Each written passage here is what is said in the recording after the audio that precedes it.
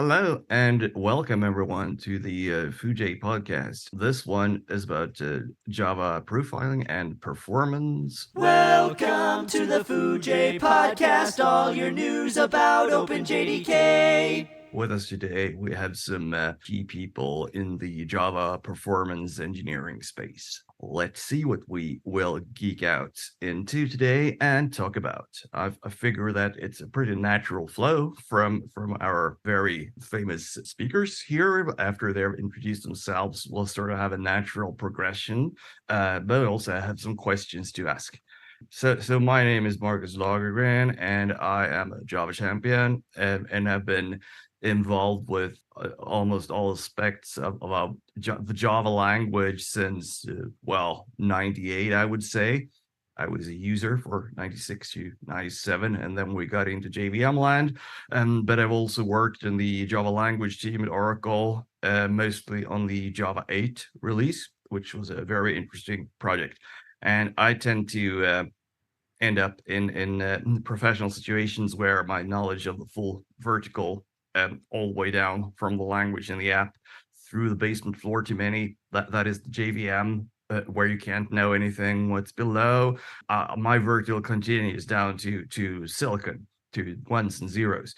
And while that's not like a skill you need for high-level programming, an observation I made throughout the years, it makes you a significantly better high-level programmer if you do have this vertical. I'm not saying that you should write native calls or think about exactly how to run fast on a particular platform so when you write your code, but I'm very convinced, and there's probably science somewhere on this too, that if you know what the box does to your high-level code, you will write better high-level code. It will slick, it will be readable, it will use the high-level language constructs, and it won't have anything that like doesn't have to be there, short and clean, basically. So when someone comes to me and basically has a background, even if the background is I was hacking demos on the Amiga in the 90s for my own pleasure in my parents' basement,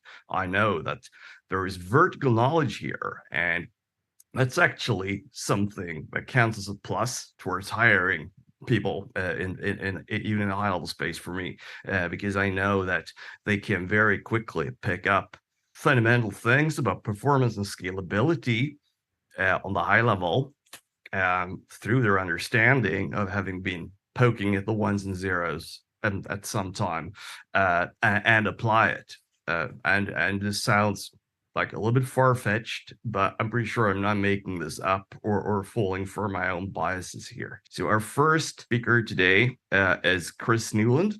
Do you want to introduce yourself, Chris? Yeah, I'm Chris Newland. I've been involved in programming Java pretty much since leaving university in '99, so way back in the Java 1 days. And for the last 19 years, I've been involved in the market data industry, so processing stock market data in real time, which is a pretty single-threaded, straight-line speed kind of place to be, and has presented some really interesting challenges in terms of dealing with the big feeds and growing data volumes, and how to keep up in real time, and also be able to do interesting things with that very fast stream of data.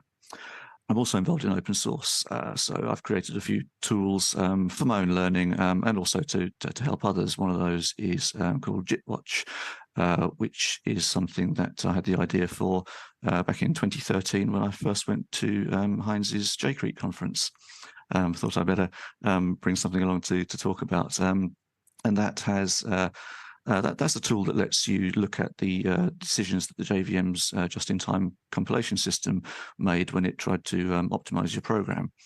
I've also made a few other tools like Jacqueline, which is a tool for analyzing JVM command lines to help you get out of command line from hell situations. And that's based on another project called VM Options Explorer, which is an interactive dictionary of all the thousands of different tuning parameters that you can give to the JVM.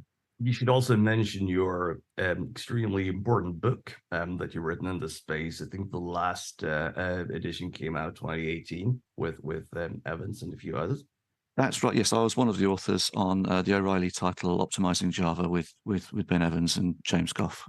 This book is really the first of its kind, where you go all the way down to like internal nuts and bolts of Java performance, and it explains the inner workings of modern Java very well.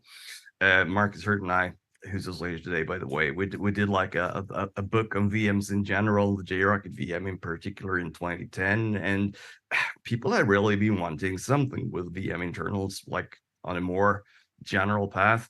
And I would say this is an indispensable book to own if you're in the Java performance space. I would recommend you to buy it. It's called Optimizing Java, right? That's right. Yeah.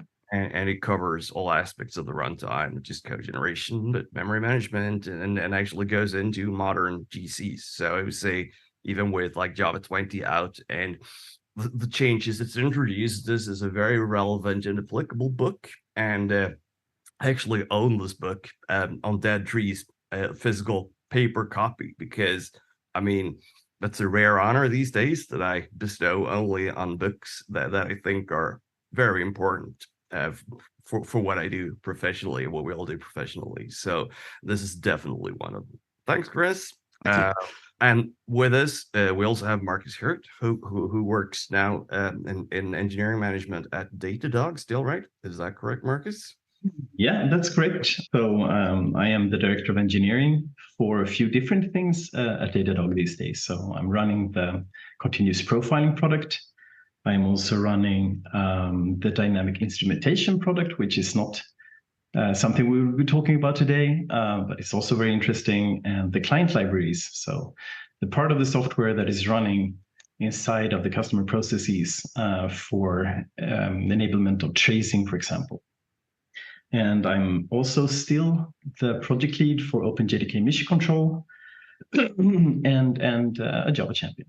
Excellent. Yeah, and you've been like you and I pretty much started our Java runtime career together in '99. So I've had the pleasure to working with Marcus for a lot of years before we dispersed all over the world.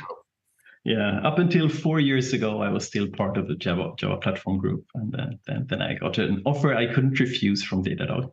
We will go back to mission control and what you did there and what Oracle did in a bit, I suspect. But first of all, let's do the final introduction here with another true industry giant here in the performance Java space. I'm not that tall. Come on. Joe. Well, I've grown a lot in other directions than upwards. Yeah. Kind of hard to get rid of. So anyway, from Crete with us, we have Heinz. So please introduce yourself as well. Yes, I'm Heinz Kabutz. I live on the island of Crete, as Marcus mentioned. My first contact with Java was 1996. I was sitting in the lab working on my PhD, and this fellow student came running in. I was like all excited, bouncing up and down. You got to see this! You got to see this! And it's like, point me to this website, and it was basically I think it was like the sorting applet. If you guys remember that, it's like doing the bubble sort and the quick sort, and you can see the performance difference between all the different algorithms. And I said, well, so what? And I basically ignored Java for quite a while, as long as I could, because I was a C++ programmer, and everything, besides, going directly to the hardware was just a waste of time. But then I started working at a company, and we were doing some telecom stuff, and there was a new project that came up, and they wanted to use Java. But initially, it was excruciatingly slow. And don't forget, we had like machines, which I can't remember exactly the speed, was like 120 megahertz or something like that, with, a really fully spec machine was like 64 megabytes of RAM. So Java was also very unoptimized in those days. So it was really, really slow. But then what was really cool about Java is that over the years, people like Marcus and were making it faster without us doing anything towards it. We just ran our code, and it was twice as fast. So that was really, really interesting. And what we discovered is that simple code idioms, plain coding often resulted in more optimized code. And also sometimes we would do some optimizations that made sense 20 years ago, but nowadays they don't make much sense anymore. So I've been involved in the Java performance space for a while, since 97, I would say, because in the beginning, every single Java programmer was a performance tuning specialist, otherwise he couldn't use it. It was too slow. I also write a newsletter and I run this little conference called JCrete, and I think we're all going to be there. Is that right? We're all going to be at JCrete this year, I think. So we'll have some fun. So thanks for inviting me. I really am very, very honored to be here with these amazing engineers. Yeah, well, thanks for coming here, Heinz, and I'm sure all of us, our three speakers here, have some very interesting topics that I would like to discuss. Starting out here, the reason you mentioned that the Java was slow, that was the reason we got into Java, for the first part, because we realized that our customers, we were working consulting jobs basically, and we sort of specialized in Java. We saw it coming on, taking over more and more, because people had these very obvious development productivity increases in Java compared to C++, because of memory management and buffer overrun checks. Oh, definitely. And that's the thing that made it take off. Of course, didn't take long before Java apps started getting large and also very generic, because Java can be made to express a lot of stuff. Even with the Java 1 in version 1 APIs, you had reflections and stuff like that. So application servers is something that really found new life when Java showed up as like a potential development platform. And running an application server like WebLogic on like the classic VM that didn't even have a JIT, did have a conservative GC at the time, it was obviously not something that was future-proof. So Sun was quite early, talking about Hotspot being the next kind of adaptive runtime that would JIT stuff just in time based on profiling data. And it could basically, the entire runtime area could basically be optimized from the rich world data you actually have when you're a runtime and not a static compiler. And we realized that this was the correct vision. And then I think we were at Java 1 2 years in a row, 97, 98, something, very early ones, and realized that Sun has exactly slide by slide the same hotspot presentation as it did last year. Okay, how hard can this be? We had to do it ourselves. So that was the kind of hubris that made us go into like this obsessive Java performance space. And it's a long journey, but I mean, it's still valid, the observations that were made back then, that like the potential for optimizing in a runtime compared to a static environment. Some things are worse, some things are better, and it's pretty obvious that you have to guess, like make assumptions in the JVM of that this code like will never be more complex than this. And in a dynamic runtime, you don't really have a closed world assumption. So it has a lot of problems. And there was also this space that like DVM is a very competent runtime. It has buffer overruns. It has performance. It has a platform independent, almost bytecode language. So throughout the years, there's been a lot of efforts trying to deploy non-Java languages on the runtime as well, with varied success. It's interesting to see what shaped a history of performance engineering here. I would make the point that there really hadn't been an environment like Java before for implementing this kind of stuff. If you look at the academics behind it, it goes back to Smalltalk, the concept of theoretically you can do a lot of good things in a sampling runtime environment that you really can't do anywhere else. And that really intrigued me and was what got me into this in the first place. I think it might be a good idea. We all have discussed some topics that you want to drill down into, some facets that apply to performance and scalability and what you do. It could be anything from like you get into a huge customer system and try to help out on a consultant basis, or courses that like a specific need many people have sort of produced the reason that you hold this course, and how Heinz is very good at this, keeping on top of real world needs and educating people about performance, especially Java performance. We have Marcus, who is as like a toolsmith originally, after the initial JVM stuff, because as we know, we get a lot of profiling data for free in a runtime environment without hooking in some kind of like very slow extra profiling layers in the best of all possible worlds. And how you also these days, as of Java 14 or something, how we can do your own stream flight recorder events for custom tasks, which to me was very huge in a couple of software architecture jobs they did in fintech after it showed up. And Chris, of course, has really raised awareness of how the JIT especially works, and also this optimization book. I think it's like almost a lifetime achievement award to see something on that detail level for the Java platform, because a lot of people they don't look below the runtime layer, and there we are. There's 150 apps of my 2 last fintech jobs, probably running in some microservice cluster. There's Java command lines. Every app has a lot of Java command lines. They're not really appropriate for any of them, and there's all these cargo culted XX options and God knows what. And Chris has probably done more than anyone to try to untangle this and make it sort of clear to the world how these things work. So you want to start, Marcus, because you're first on the notes here. Talk a little bit about profiling, perhaps. Yeah, I can talk a little bit about profiling.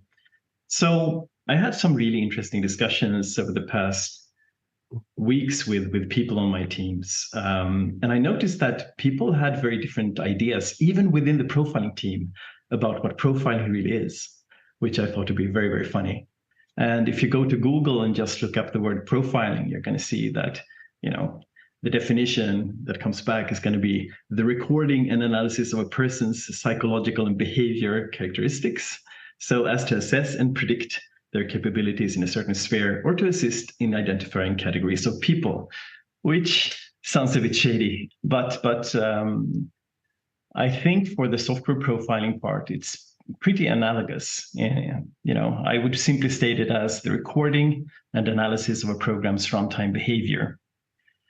We're simply trying to understand how the program behaves. We're trying to record data and why it is behaving that way. So we're trying to analyze that data so that we can improve some aspect of the program for something that costs us. And it doesn't need to be money. It is often money, but it doesn't have to be money. Any kind of costly resources. It can be CPU, it can be memory, it can be locking primitives, it can be other potentially latency introducing constructs like thread halting operations and so on. So my definition of profiling is much wider than you would typically see with people that think about software profiling. Most people would think of, we're taking stack traces. And we're taking stack traces at different points in time where we think it matters. So, for example, after Heinz products and profilers and tools for like almost any programming language, right? You do C++ and things like that as well. VTune, yeah, or others, absolutely. Yes. C++, you can argue that it's getting more and more like a runtime the more the new C++ standards come out. But in order to limit this discussion to the Java space, I think, which is like the mission statement, let's talk about when we say applications and stuff. Let's assume we have things running on the JVM with those characteristics. And I mean that's more than enough to geek out on for longer than we have in very much. Yeah, go ahead. Very much, but I still think it's important because what people typically think of profilers is sampling CPU profilers. You typically, you signal a thread to dump its stack at an interval when a certain CPU quanta has been used. And then you have some good idea where you're spending the CPU time. But that's not the only profiling that we have in Java, right? We have really built in very powerful capabilities to do other kinds of profiling as well. So we have a really nice, neat new allocation profiler that was introduced, I think, JDK 15, which Datadog proposed. We have other profiling capabilities. There's also a built-in execution tracer. So what Go people would call execution tracing, at least. So JFAR, the kind of built-in profiling capability for the JVM, is an event recorder. So when certain things that we care about typically happen, we can get an event. Now, getting all of those events is super expensive. So we notice some of these limitations at Datadog because we see customers that are using that have runtime profiles that vary quite a bit, from almost single-threaded applications to hyper-threaded applications with thousands of threads running concurrently. And some of the limitations became very apparent to us when we sort of had customers running 96 core bare metal machines with allocating like nuts on every core. That built-in allocation profile, it kind of broke down and we had to do something. But I think it's important to note that JFR, the built-in profiling capability, actually contains both what people would consider to be a sort of standard sampling profiler, though we can geek out on that a bit as well because it's not really a CPU profiler. So we can talk more about that later if you want to. But anyways, but it also contains sort of an execution tracer. So whenever we halt the threads, for example, we can get an event. And we typically don't want all events because it becomes much too expensive and produce too much data. So we can have outliers. We can decide how long we want the event to last for us to record it. We've come a long way today from people actually instrumenting and regenerating bytecode, causing Heisman bugs, causing overheads whatsoever. And you've been very close to that development ever from the start. So yeah, getting the data cheaply available, it's both something that the runtime has there. It's just a matter of bookkeeping and providing it, but also looking at what technology has brought us to things like virtualization and operating system development the last 20 years is also, I mean, we're in an amazing place to do profiling for performance engineering today. Yeah.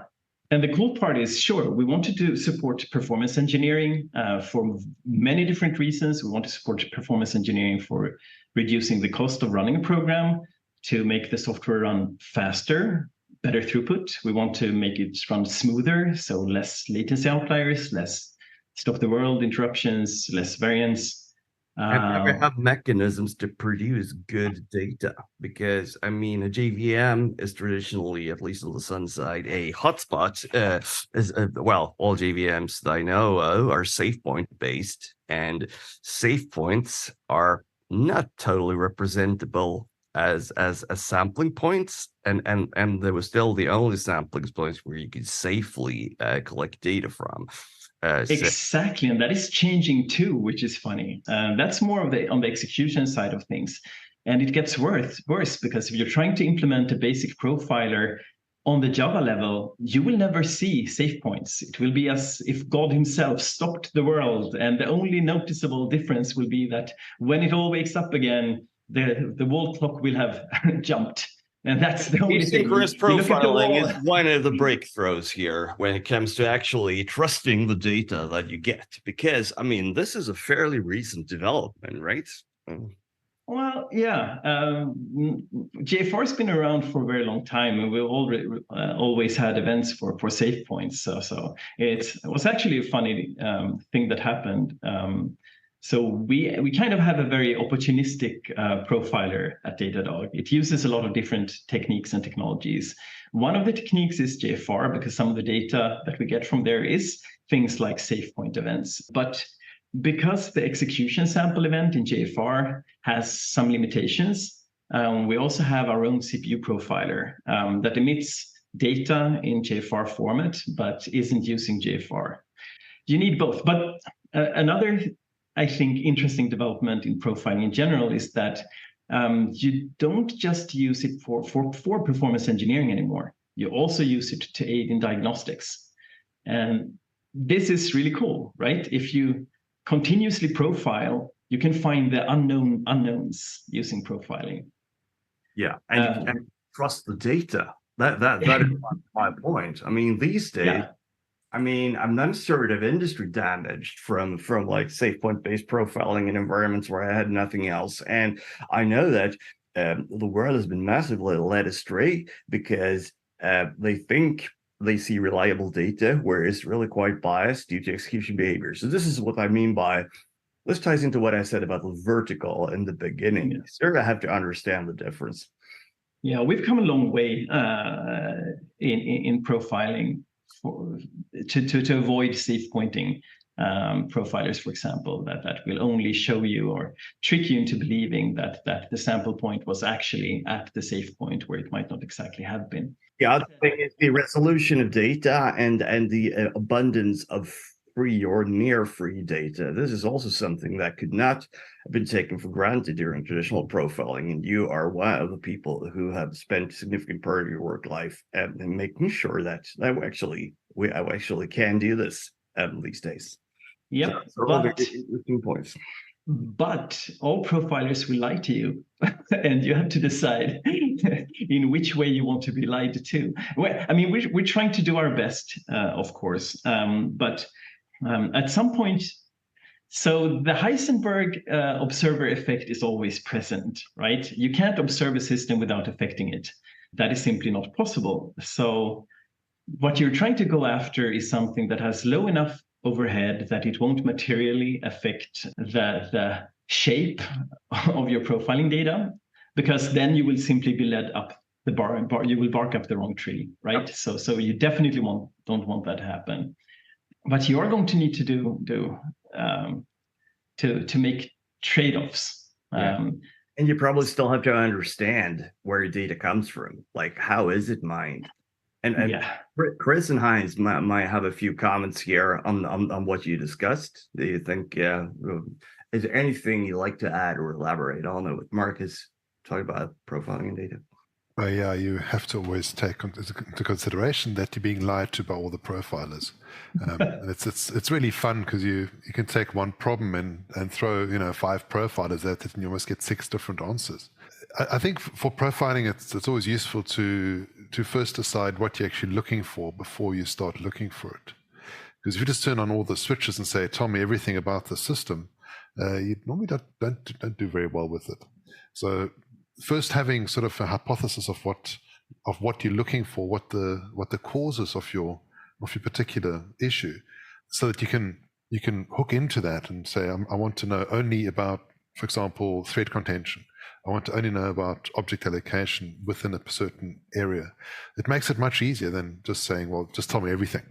You also had to take into account in Java that the runtime, I mean, normally in the static compile environment, of course, the OS is doing stuff. There might be issues with like libc on your platform. It might do a lot of ring transitions to the kernel, and then that turns out to be a problem. I was actually on the floor when we had to do an emergency fix to the Spectra misprediction bug, where Linux kernel suddenly was 20% slower for our application. So stuff like that. That's how things are coming from. In Java, garbage collection can be a significant part of your runtime and other factors, and you really, really want to run your program as much as you can, and that's basically the underlying goal of all Java performance improvements, I guess. So Heinz, could you tell us a little bit what you have seen and what motivates like your customer interest in the various courses you held? What do you look for when you get an idea? Okay, this definitely needs to be an educational segment that you produce and that people buy. To hear you talk about. Yeah, that's an interesting topic because it's, you have consulting and training, and those are very different products altogether. I sort of slipped into the training business by accident. My professor started a training company, and he was looking for some sucker to go and teach Java. It was Bruce Eccles' course at the time. And I've been teaching Java for over 20 years. And what I've noticed is there are 2 types of people. There are those that want to learn a lot of things really quickly. And there are those that go very, very deep into a particular topic. So you get people like Marcus Lagergren, who goes very, very deep, and then others who who just touch the surface, but they'll learn a whole bunch of things really fast. And almost all of my customers are those that learn quickly. They often don't even have great books like what Chris Newland wrote. They don't have those books. They just sit there, they listen, but they absorb very fast, and then they go and apply it to the real world. And you need both. You need those people who dig very deep, and those that are on the surface, but they can cover a very big ground very quickly. You know a little bit about the software you're maintaining or developing. You can still get very far with very primitive. Yeah, exactly. You can get really far with it if you just know a bit. So I'm a bit like Marcus. I don't go as deep, but also want to go very deep into topics. Yeah, the thing is, it's like a whole ecosystem, because the consulting I'll do if a company has issues and want to speed up their system, or they want to solve particular performance bugs, that type of discoveries will then, as Marcus say, push me into a direction to say, well, this actually is something which I've seen quite a few times now. We need to put that into a course. But most of the time, what customers will want is for their engineers to be educated so that they don't fall into the same trap over and over again. Sometimes commercial deliveries take precedence, and then you sort of have to have a little bit different approach, but you can do a whole world of good there as well if you show them some quick and dirty tricks, and if you just like plug in a few things they didn't have. Well, there used to be a lot of tricks in the past, but nowadays the tricks are somewhat limited because Java's become so optimized.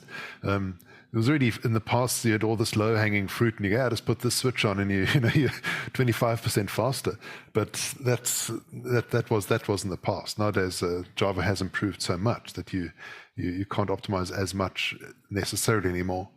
What I find interesting is if you take something like the garbage collector, because you mentioned that earlier on, you can take different garbage collector logs for different garbage collectors. Take G1 and ZGC and whatever else, parallel GC, the throughput collector, or serial GC, and you look at the GC logs, and you look at the overhead, percentage overhead of each GC.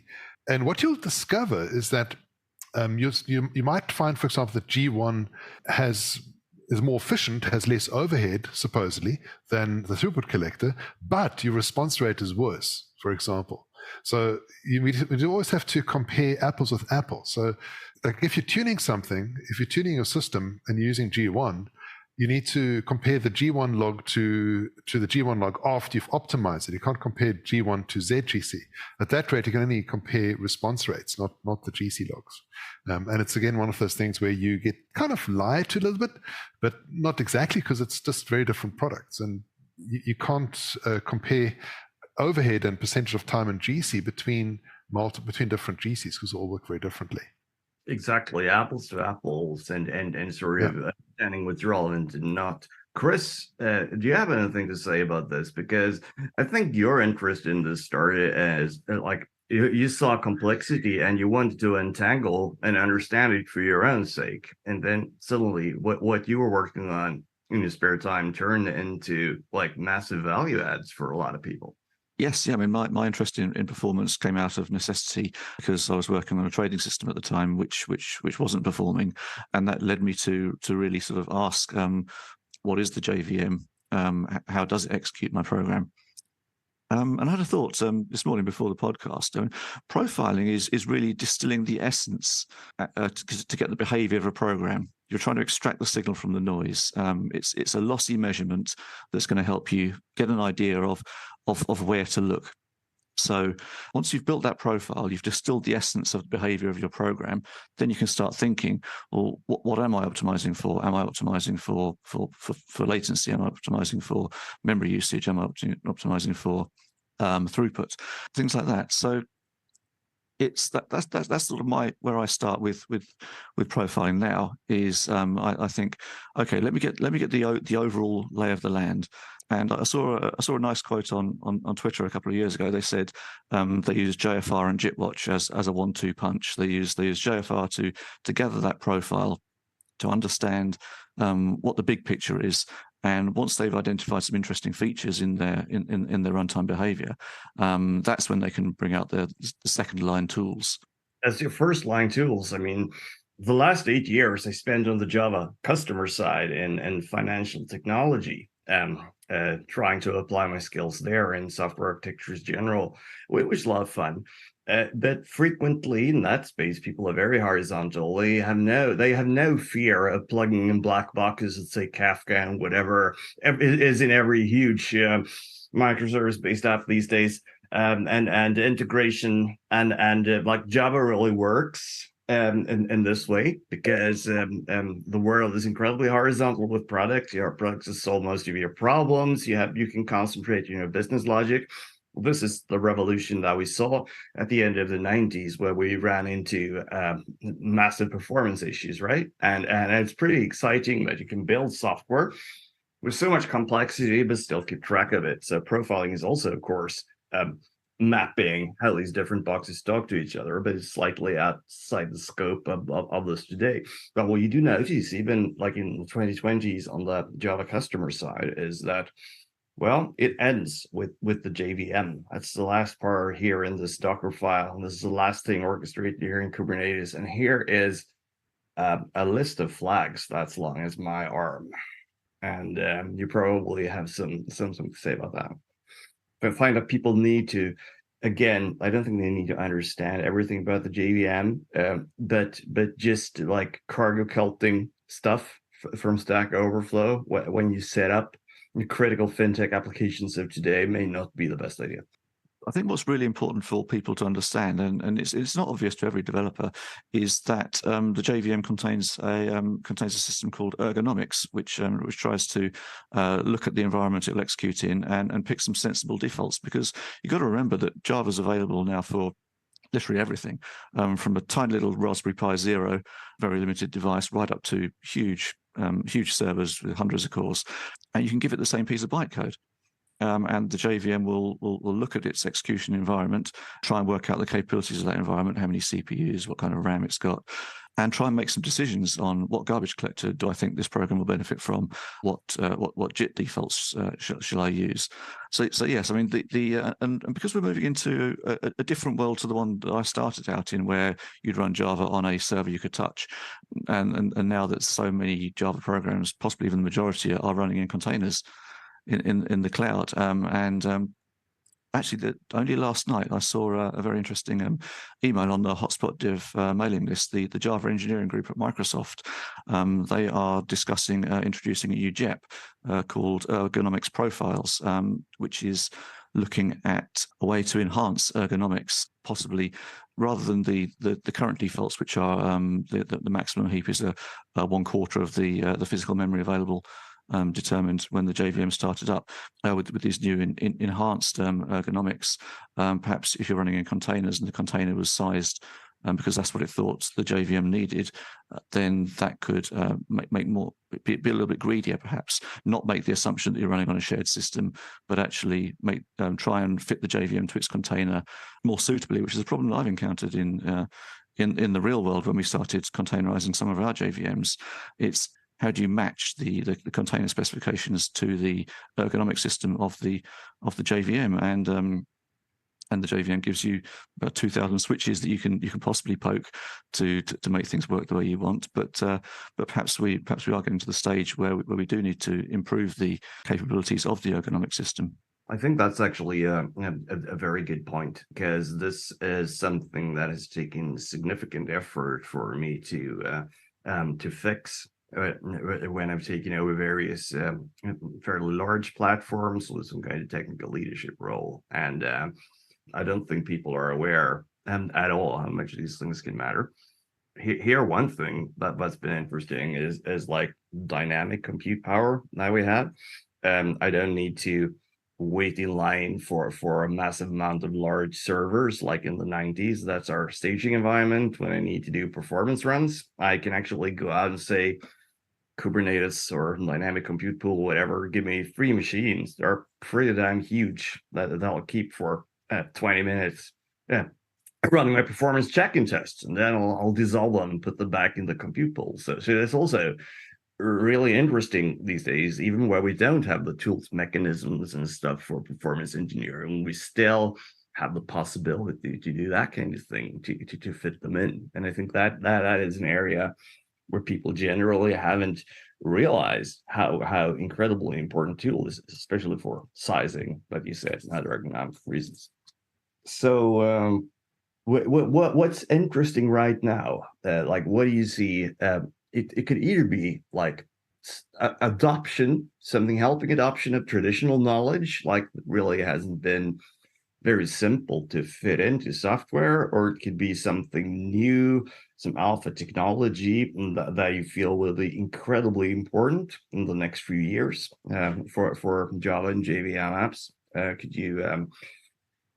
you mention a couple of things that you find is really exciting technology right now, or traditional wisdom finally having the mechanisms to be properly applied? Like what is spreading, what is trending, and what should be trending? What should we try to raise awareness about that? Like, this is easy these days, guys. Try this.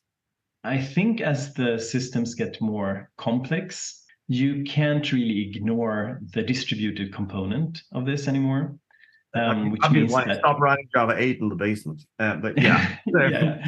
I mean, really these days, it's kind of you got to have the context of the distributed operations that you're trying to do, and that means that context becomes more and more important for a profiler to be useful. You can't really get as much mileage out of it if you just look at it from the unknowns perspective, the global profiling point of view. So I think distributed tracing and the context of the distributed operation is starting to become key, which means that I think JFR especially needs to evolve to deal with context and to pick up context. We really need to be able to inject context. And we talked about this back in Stockholm for JRocket in the WLS times. We were discussing whether or not we should have thread coloring. I think it was a mistake not to do it back then. We should have done it, but we had other means to get around it. For example, emitting contextual events everywhere. Now, the problem right now is that you have frameworks like RxJava, reactive programming, where context is being switched way too often for us to emit contextual events and to line things up that way. It's becoming too expensive. So picking up context, I think, is one of these things that profiling APIs and frameworks we need to deal with. And for JFR to be relevant for the future, that needs to be part of it. Also deciding whether or not to emit the event based on if there is context is also going to be necessary, I think, for all the events in JFR. What would thread coloring have been? Basically, I don't remember the width, but having a means to put a number associated with a thread that could be picked up by JFR, by all our events, so that we could have some way of picking up that context. And now you're going to ask, why don't just use thread local? And yeah, if that would be integrated. No, I would not have asked that. No. Okay, well, very good. Thank you so much. I would point out that that's something I see, especially in fintech, where people like want to use Java, is that they have to try to trick the JVM to do, like, we have GC free periods that we can only garbage collect during warm up, and that, I mean, that's a very deep and ingrained pattern. You have that object pool that just ages, which is really not anything that Java is built for, and in general is pretty damn hard in memory management to keep stuff alive anyway. But then, like, recently, and this is probably an outlier to the ZGC project, the JVM as of maybe 17 has gotten so incredibly parallel. I mean, before, when you stopped the world to do complex GC operations, you had to do stack walking. You had a lot of things that couldn't see each other. You couldn't execute code at all in the beginning at the same time as you stopped the world. Not now. I mean, there have been absolute breakthroughs and how much JVM can keep on executing in every part of the runtime, not just like the way the GC handles it when you stop a save point, which actually makes a lot of apps I've seen Well, if you run these in Java 17, you can garbage collect your heart out. You don't really have a latency problem anyway. You still have very deterministic pause times anyway. You don't need to resort to this hacky object pooling or whatever it is to do to get performance these days. And that is not, an easy thing to apply, because but rest assured, it's there in millions of systems that people have taken heed to explicit memory management and the GBM. But my thesis is that I don't think they need to do that much anymore. Yeah, if you're just worrying about pause times and latencies, then we actually switched over one of our services that is customer facing. It is dealing with rendering flame graphs and parts of the user facing visualization data. We switched it over to ZGC. We haven't seen a pause time longer than a millisecond ever, and I think peak throughput went down by a couple of percent, but we don't care. So it's simply not economical to keep an aging set of object slots where you replace the contents anymore. It's actually worse in some situations, but it was the fastest you could do up until recently. So I don't think people have realized how much the hotspot runtime has evolved when it comes to processing and bookkeeping data. Yeah. But it also makes it much, much harder to understand. So Heinz brought up an interesting point with the GC logs and different GCs not being comparable to each other, just comparing GC logs. It becomes really hard to understand where time is being spent when you have garbage collection algorithms where the user threads will start picking up the slack if the allocation rates are too high and the GC can't keep up. It's like, that is also work being done by the GC, right? It's just that your user thread is currently helping out a bit. So it becomes, you kind of need to look at the profiling data for the full system if you want to know where the CPU goes to at that point. So this is quite interesting because a lot of things can be done. A lot of things aren't issues anymore. A lot of things can be measured without interfering too much with the world. So Heinz and Chris, how would you sell this knowledge in a digestible way to customers? How would you teach them to do an apples to apples comparison without overwhelming them with strange terms and complexity? Because I think this needs to be done in some way. You can't just say install this tool and everything will be magically explained to you. I think we need to bridge the gap between having data of a quality we could never have before and understanding what it means. I think it's always a question of what is fast enough. And what is the competition doing? So if you're competing against someone else who's got a bunch of engineers working at it to make it the most optimal, fastest possible system, then you're going to have to throw some money at it. But otherwise, you just turn on ZGC, and if it's fast enough, you stop. That's basically it. And these days, again, virtualization reigns supreme. It's really not absolutely. Dial up a little bit more compute power if that is the issue you're facing. Yeah, just scale out a bit.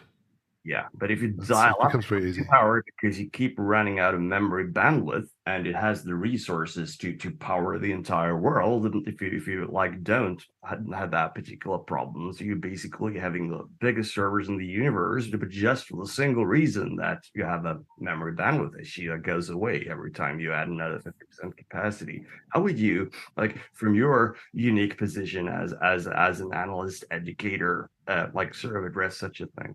Because I can tell you there's compute power being wasted in the world today because... Oh, yeah, absolutely. Well, that's the question. If you look at all the systems in the world, there are, hundreds of thousands, millions of systems where it really doesn't matter. Yep.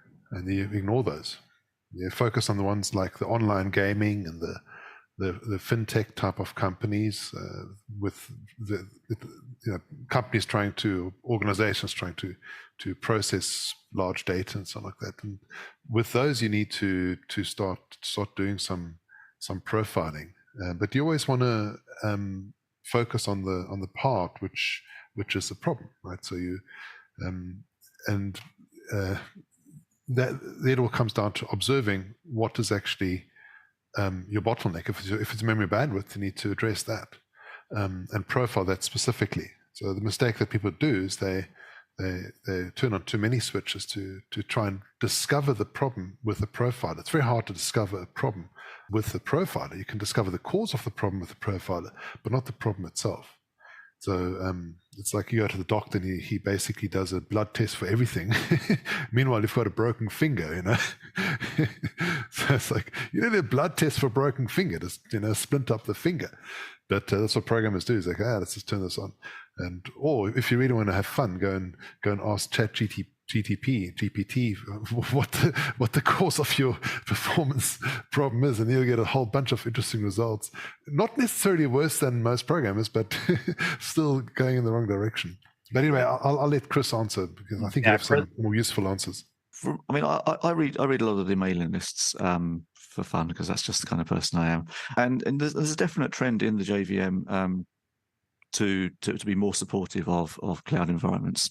And one of the things I'm thinking is that, previously profiling was a technique for changing the difference between the system not working or not being acceptable to being acceptable. Going forwards, in highly containerized environments, maybe profiling is now sold as a technique for reducing your cloud bill. If there is a mismatch between the containers you're creating and the JVMs which are running in them, and your simple answer is to, we'll start more containers, or we'll spend more on our cloud bill, perhaps actually performance tuning is going to become a cost saving function, rather than purely is it working at all? Is it working acceptably? Something like that. We've got GraalVM now as an alternative to just-in-time compilation. We've got Project Leyden. The shape of the JVM does appear to be changing towards perhaps more, less dynamism, perhaps, and more fitting into containers. I don't know if everyone else is getting that feeling from the changes that's coming out of Oracle. Definitely get that feeling, and from other vendors and providers and tool makers too. I know Azul have are thinking about like cloud aware VMs, and not just things like CNC sharing already compiled methods over the network.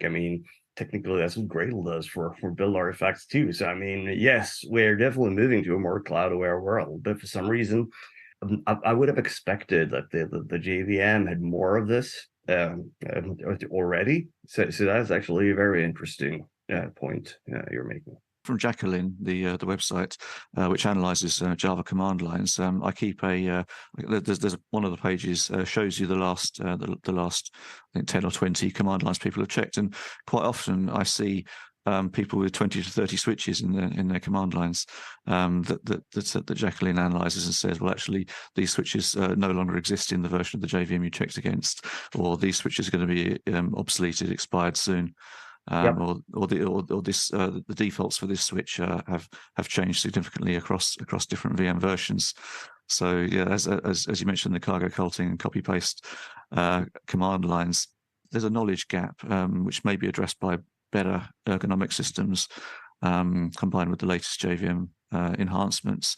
But at the moment, yes, we do a lot of people in the world with very long command lines. But one of the things in the Microsoft JEP, there was a statistic that 83% of the analyzed Azure Spring apps did not use any JVM flags at all. So they're not even trying to size the heap. We should really out of the box ergonomics have gotten better. And one thing, like one of the most common Oracle command line nightmares I see right now is that someone says, like, 15 years ago decided that we need to limit the amount of GC threads to 2. And then you're looking at like the box you're running on, and then you just remove that flag. And the results are quite amazing if you compare them just like out of the box. So I think that's like a lot of cargo culting like that is still wasting electricity in the world. We have a lot of customers running Java.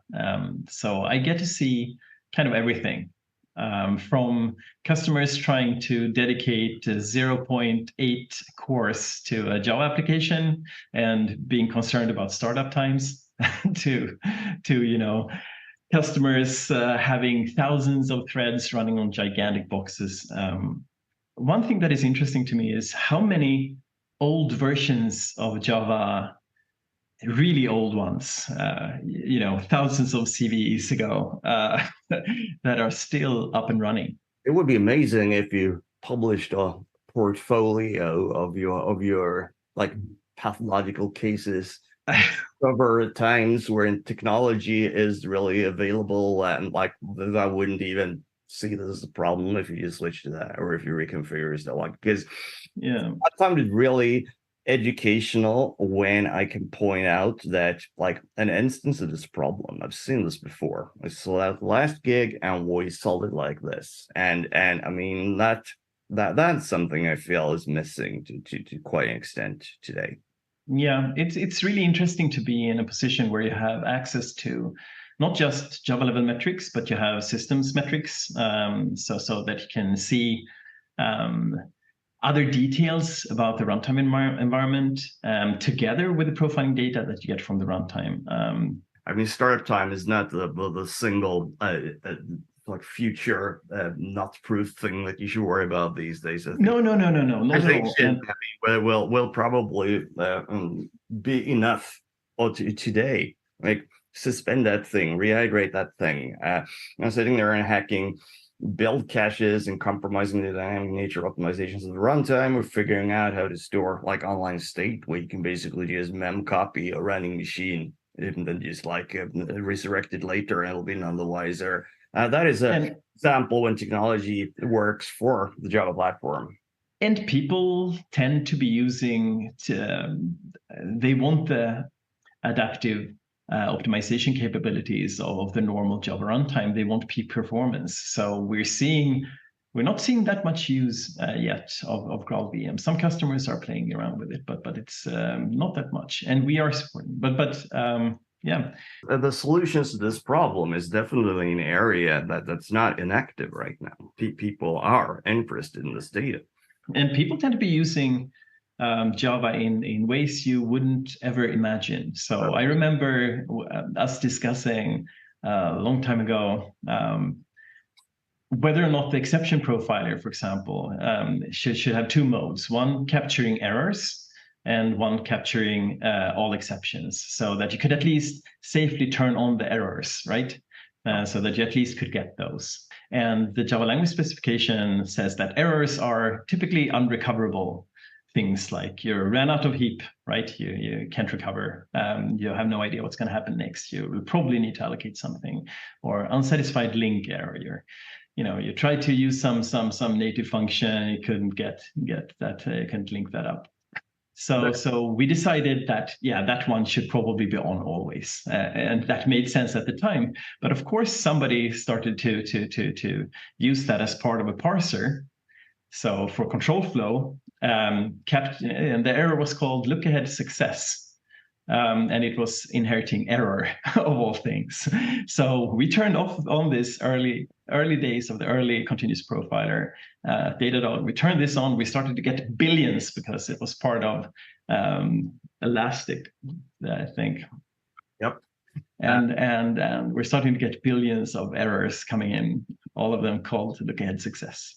So you can't really trust the use of this either, right? If people can do something, they will do it. So you have to throw out all assumptions. We're never going to get to the best practice, what it was designed for. But here, I'm going to throw this point out there, and it'll be interesting to hear from all three of you if you agree. I would say that given the advances in technology, these like 20 years of Java, a lot of the stuff that really matters to your performance, the runtime, operating systems and environments you're on, they're orders of magnitude more forgiving towards 90% of the bad things or slightly bad things that you do, so they don't matter anymore. Is this a ludicrous thing to say, or am I correct? It'd be interesting to hear your opinion about that. People still make bad choices in terms of data structures. They still make bad choices in terms of algorithm choices. I'm not talking about someone writing something that's an ordo and n squared instead of ordo n. I'm talking about like all the 100 different things that really like added up to crappy performance like 50 years ago. I don't think I totally agree. I agree. I mean, the JVM today does a pretty good job. I mean, we can still talk about like if inlining heuristics could be better to help more with scalarization, et cetera, et cetera, et cetera. But you know, it's doing a fair job, I would say at this point. Yeah, that's an interesting point. What do you think, Chris and Heinz? Do you think that it's easier not to like had to do a lot of tweaking and scrubbing and cleaning of stuff these days when you run them on modern JVMs? I mean, are there things that obviously don't matter anymore that people did spend time on because they mattered 10 years ago? I think the improvement in the GCs from early Java virtual machines to the current ones has helped probably the most. I mean, the JIT has got better. There's a couple of interesting projects out there to improve escape analysis going on at the moment as well. But I think the improvements in GC and the new GC algorithms which have been added since early days of Java have done a lot to eliminate some of the hackiness that was required to get the performance. Definitely, and they begot, or they had to rely on the JVM itself being able to run stuff in parallel, update bookkeeping in parallel, and in general, you really don't have these big locks around stuff below the surface anymore when you need to update pointers or compute things, do stack walks, thread local data. You can realize thread local stuff like the runtime internals have gotten very impressive as like by necessity to implement the new GCs. So I think that is to me that looks like there's a quite bright future ahead. I think with all the new tools and new things we get, we do have to sort of make sure we use them correctly. Like for example, virtual threads and Project Loom. Amazing technology, absolutely amazing. And what I like about it is how broadly it's been implemented in the JDK, from rewriting the whole of the reflection API to updating all the networking and actually I'm always amazed that everything still works even though they re-implemented everything. Normally you're going to break something, but I've not give them that they did their dog fooding. They absolutely did, and it actually works. It's amazing. So and the thing is with what I've often noticed, like I'll give a talk at a conference and somebody will come after and say, yeah, but this is all, like, you don't need to do any optimizing because in future we'll have virtual threads and everything will be fast. Like, well, you still have to use them in the right way. You know, it doesn't just, virtual threads aren't just faster threads. They've got a certain purpose. Except with a lot of customers who think they can push a button and whatever they've been like. Whatever app you're working on, absolutely, it's going to be like 100 times faster. This I think is one of your more important professional missions that you explain. Like I try, but it's like my father would say, farting against the wind, because it doesn't matter what you say. And but the funny thing is, whenever you mention synchronized and virtual threads, for example, people's heads explode and they say that doesn't work. I mean, of course it works. There's a lot of ancient wisdom. People think that instance of And it's the same with the flags. You have thousands of, well, not thousands, but 800 flags just with the JVM. And most of the time, if you don't set anything, you're going to be better off than if you set something. It's always my first step is remove all the flags, and then we start. We start then see if the program actually fixes it. There's other apps with the same copy pasted flags, and they have to go through their exactly. cycle. So sometimes it feels pretty overwhelming. Or Stack Overflow, what should I use? Always set it up like that. That's a good point too. But sometimes something as stupid as somebody in their code calling system GC. Yeah. Just to help along, and that can be the bottleneck of your entire system, the system GC. Yeah, that's on the same track as people relying on the order objects are returned, even though it's not specified, and then that changes. Yeah, And exactly. people say you've broken our product, and Exactly. there's so much time being spent on that. Let me try to wrap this up because it's been an interesting performance discussion, and we sort of agree on where technology is going and what's happened these 20 years, and I mean it's really hard to get that fully utilized, and there's a lot of legacy apps that are never going to utilize it, and so on. It's so much easier to get like dynamic compute power for free, and like in the light of how much easier this kind of thing is to do, and like just grab another virtual server. Do you think our work is becoming less relevant than before? Because I mean, let's face it, if you want commercial deliverables, you can usually tweak it pretty well without knowing too much about performance analysis. You can put some makeup on a pig, and like for most purposes in dim light, people will think that's a beautiful pig. It's given the ease and abundance of compute power that the runtimes themselves are getting better without having to think about it and so on. I mean, will things work? Like, we'll get to a state where we're not needed, like at the level we are, because people will be able to do their commercial deliverables most of the time anyway, or simply just brute force up a little bit more computing power and it works. Or what should we do to be like to like all these skills that we acquire? How can we best apply them for like the coming year? Well, I would say we really aren't needed for most of the systems, because if you look at how many systems there are, and the number of systems we have helped is microscopically small compared to how many systems there are. So for most cases, we are completely unnecessary. The VM does a good enough job, and it's always a good enough that you know. But there are companies who want to get the last ounce of performance out of their systems, want to save on their bills, on their cloud bills, and for them, it's worthwhile to engage people like us. How do you think that's relevant these days to any extent?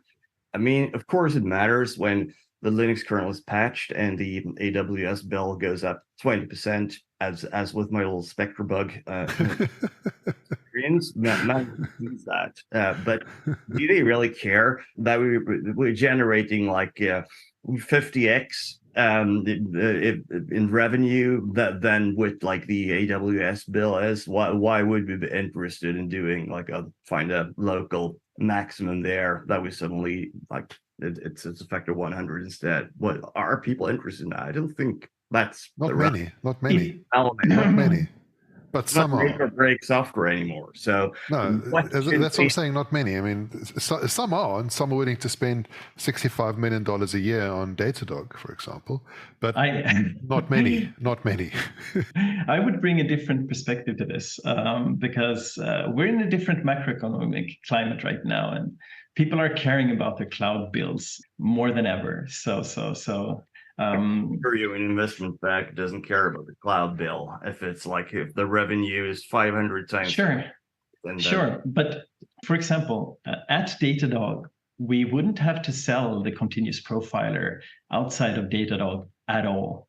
We're saving enough money to pay for the entire team and add some at Datadog because of the scale that we're operating at. So, that's actually a very Of course, we sell it, and and it's making a lot of money for Datadog as well. But we wouldn't need to do that. It's actually saving money, and not only that, since it tells the unblemished truth, it also tells about the performance of the tracing component, for example. So as soon as we get a new platform where the profiler is available, the tracer all of a sudden starts using much less CPU and much less memory because it shows up in customer profiles, and we need to do better. So and where performance is important, we are always going to be necessary, or profiling will always be necessary. Yeah, that's a fair point. But it's interesting to look at these people who still pay for these kinds of products. It's relevant to them. I'm interested. That demographic is shrinking, or like when the tool gets better and faster and give you more info, is it growing, or is it just like we really need to know what's going on cases? Yeah.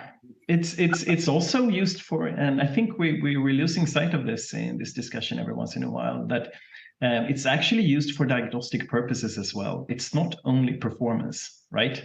Yeah. So customers are interested in knowing how the performance profile changed from the last version to this version, and they really want to know if they are going to get screwed on the next Amazon bill because somebody made a mistake.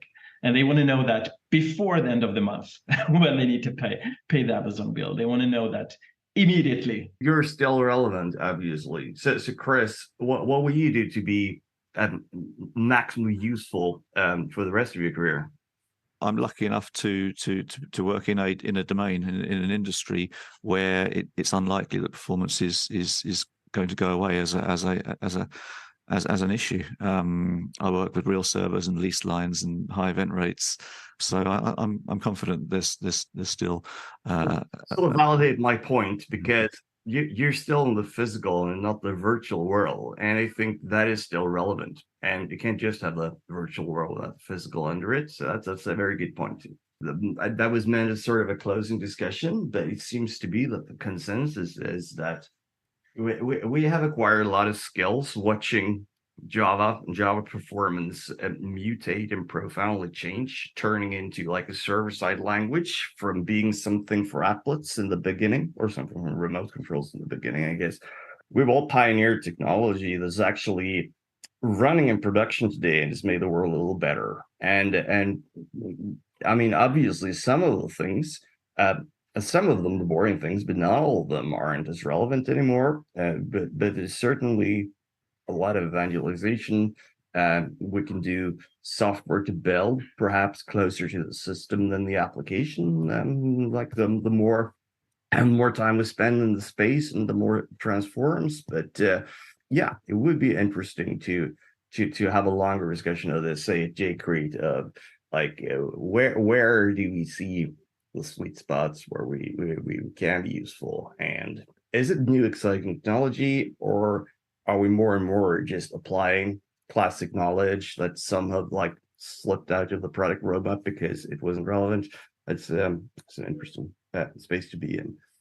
And for anyone interested in the finer aspects of Java performance, Chris's book is obviously a very good place to start. I was delighted that the first time I saw that someone actually had taken the massive effort required to put this on paper. Yeah, I'm still sad that I didn't jump at the opportunity, because Ben actually invited me to join the team to write the book. I was so busy at the time. I said, I'm not enough time for that, and that's one of my biggest regrets of my entire life. As I said, I don't have time. It's a really great book. So well done, Chris and Ben and James. Good job. Just wanted to add, yes, I mean, Ben invited me to join his book. It's really his baby. We should definitely give Ben credit for absolutely visualizing this project, not feeling completely overwhelmed, like starting to put stuff down on the page. Because when you go into this domain and you want to summarize like 20 years of expert knowledge in a digestible form, that is it seems quite insurmountable when you begin something like that. So I think it's amazing. I think we should try to contribute more to stuff like that. And the challenge also with the book on performance is that usually the books don't age well.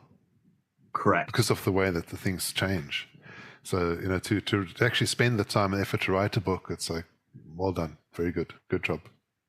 Well, I think it's pretty like there's truth to that. You have to keep it and keep it relevant. But I mean, like half the world is probably still running Java 8. So yeah, sadly, well, not half, but maybe about, I would say about 20%. I don't know. Any insights on that, Marcus? I did have the numbers in like various organizations and markets, but I don't think it's relevant anymore. And I'm not sure like how much NDAs I would violate if I'm probably none, but they all have to be safe right here. So that I can't do a proper estimate. So no. I don't want to guess, but I know that it's quite. I think this is one of the more problematic things about Java performance. Is usually a huge effort to do a tech uplift if you haven't kept relevant. And like with the new, it's actually pretty well. If you spend the effort to get to 17, then it's actually not that terrible to keep up to date. And some orgs have the like most of for security, which is of course the main concern. They do want to stay up to date, and they do need to know that their future safe. For instance, when I worked at NASDAQ, they invested a lot in knowing that they're not going to have any nasty surprises when third-party apps like stop working on older versions. So they wanted to see that. But again, I think in a lot of places that doesn't matter that much for whatever the business model is. But I think so. Keep up to date. That's a good lesson. Well, this was quite interesting. I guess that we geeked out a little bit a couple of times, but I must say we not as much, not near as much as I thought we would. So Frank will do some creative editing if this is too inaccessible, and thanks a lot for the opportunity to participate in this, and also to our speakers today, Chris, Marcus, and Heinz. We really appreciate that you also volunteered to talk a little bit about what it is you've learned for the last 25 years. Give me a foo, give me a J, give me the friends of OpenJDK.